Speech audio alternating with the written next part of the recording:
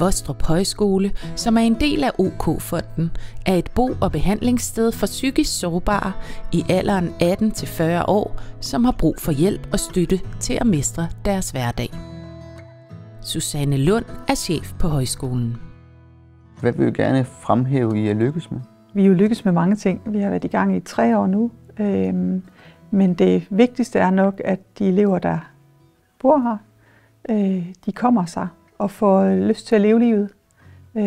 De lærer at mestre deres udfordringer og får mere lyst til at komme ud i den virkelige verden bagefter. Når man flytter ind her med en psykisk sårbarhed, så har man mange udfordringer med sig.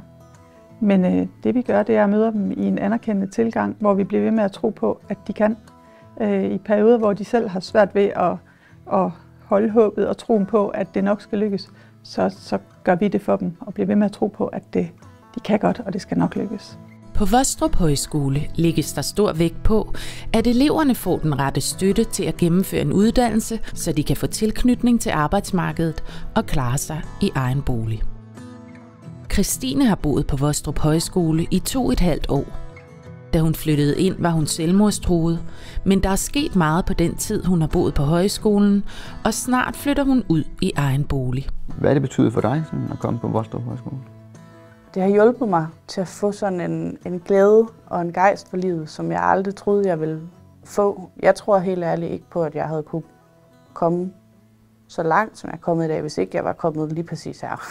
Hvad er du mest stolt af? Jeg tror, jeg er mest stolt af, at jeg har lært mig selv at kende så meget, som jeg har.